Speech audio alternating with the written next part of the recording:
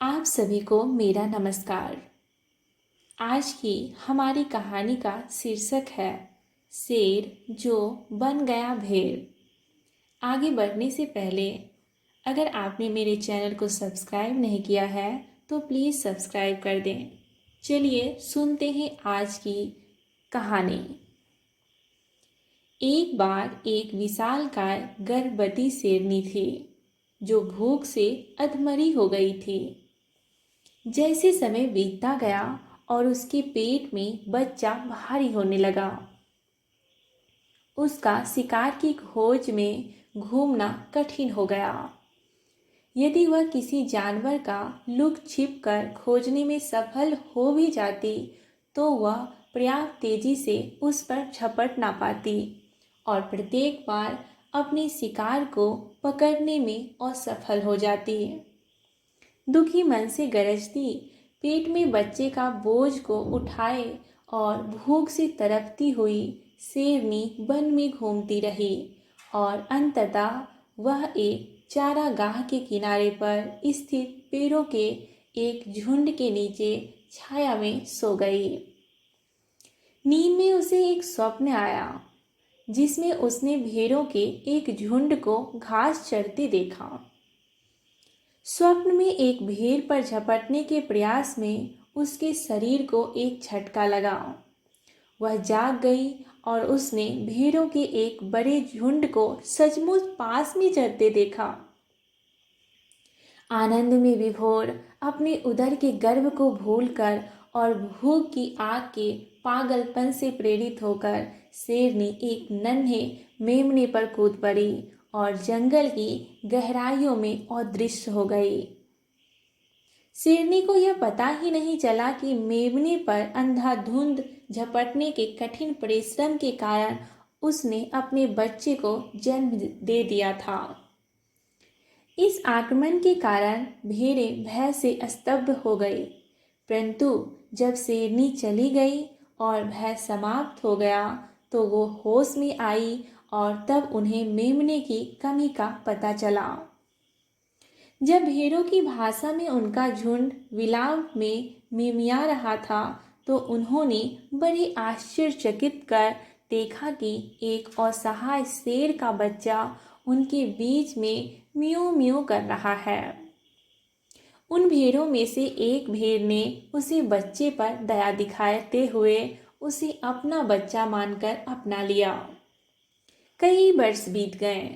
अनाथ शेर अब एक पूर्ण विकसित लंबी पूंछ तथा आयाल वाला जानवर बनकर भेड़ों के झुंड के साथ ठीक एक भेड़ के जैसा व्यवहार करता हुआ घूमता था। गरजने के बदले मिमियाने वाले और मांस के स्थान पर घास खाने वाले इस पक्के शाकाहारी शेर ने स्वयं को एक मेमने की दुर्बलता तथा दीनता में निपुण बना लिया था। एक दिन ऐसा हुआ कि एक दूसरा शेर पास वाले जंगल से, जो हरी चारागाह में खुलता था, निकला और भेड़ों के झुंड को देखकर आनंदित हो गया। जब जब आनंद से पुलकित और भूख से प्रेरित शक्तिशाली शेर ने भागते हुए भेड़ों के झुंड का पीछा किया, उसने आश्चर्यचकित होकर हिष्ट पुष्ट भेड़ शेर को देखा जो अपनी पूंछ को हवा में ऊंची उठाए भेड़ों से आगे तेज गति से भाग रहा है। पीछा करने वाला शेर विस्मय में अपनी पूंछ को झाड़ते हुए एक क्षण रुका और मन ही मन सोचने लगा, मैं भेड़ों का मुझसे दूर भागना तो समझ सकता हूँ, परंतु मैं यह नहीं समझ पा रहा हूँ कि एक बलवान शेर भी क्यों भाग रहा है। इस भागने वाले शेर में मेरी रुचि है। भागते शेर को पकड़ने के दृढ़ संकल्प से प्रेरित वह तेजी से भागा और बच निकलने वाले शेर पर कूद पड़ा। भेड़ शेर डर के मारे मूर्छित हो गया। दूसरा शेर और अधिक उलझन में पड़ गया। भेड़ शेर को उसने थप्पड़ मारकर उसे मूर्छा से होश में लाकर गरजती आवाज में फटकारा, जागो, क्या बात है? तुम एक भाई शेर होते हुए भी मुझसे दूर क्यों भाग रहे हो? भेड़ शेर ने अपनी आंखें बंद कर ली और भेड़ों की आवाज़ में मिमियाया, कृपया मुझे जाने दो, मेरी जान मत लो। मैं उस झुंड की केवल एक भेड़ हूँ जो भाग गया और मुझे पीछे छोड़ गया। आह, अब मैं समझा तुम क्यों मिमिया रहे हो, शिकारी शेर ने कहा। कुछ पल सोचकर वह भेड़ शेर की आयाल को अपने शक्तिशाली जबड़ों में पकड़ चारागाह भूमि के छोर पर एक झील तक घसीट कर ले गया।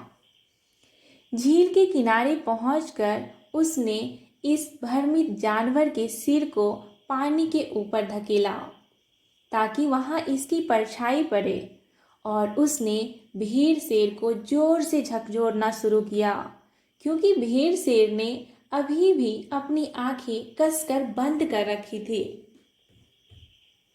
शिकारी भेड़ ने पूछा, तुम्हें क्या हो गया है? अपनी आंखें खोलो और देखो कि तुम एक भेड़ नहीं हो। मैं कृपया मुझे मत मारो, मुझे छोड़ दो, मैं शेर नहीं हूँ, परंतु तुच्छ कमजोर भेड़ हूँ, मूर्ख जानवर ने बिखलते हुए उत्तर दिया। दूसरी शेर ने अब क्रुद्ध होकर अपनी बंदी को एक जबरदस्त झटका दिया।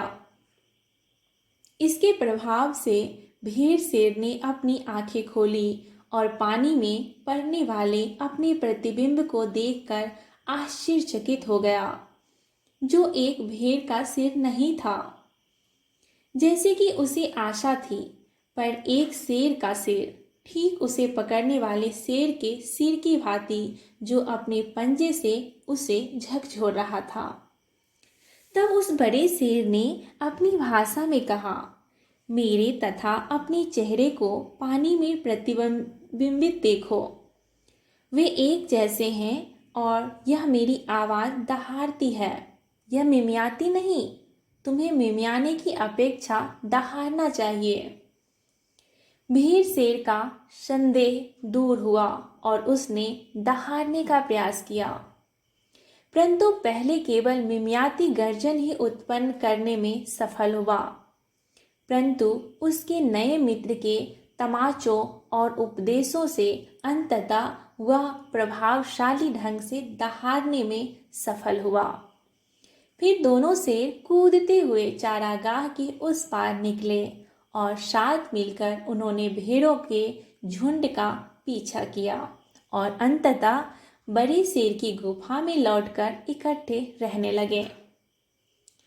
यह कहानी ठीक ढंग से स्पष्ट करती है कि किस प्रकार हम में से अधिकांश लोग यद्यपि विश्व के दिव्य शेर के सर्वशक्तिमान प्रतिबिंब में बने हैं, तथापि केवल नश्वर दुर्बलता की भेड़शाला में पैदा तथा पालन पोषण होने का ही स्मरण रखते हैं।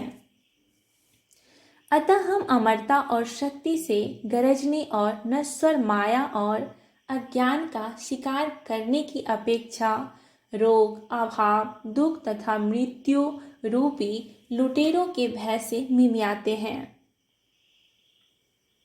योगदा सत्संग की शिक्षाएं वह शक्तिशाली शेर है जो अपने आप को ध्यान के निर्मल सरोवर तक घसीट कर ले जाएगी, आपको इतनी तीव्रता से झकझोरेगी कि आप अपनी ज्ञान रूपी बंद आँखों को खोलेंगे और स्वयं को दिव्य शेर के रूप में देखेंगे जो उस परमात्मा रूपी विराट शेर के प्रतिबिंब स्वरूप में बना है।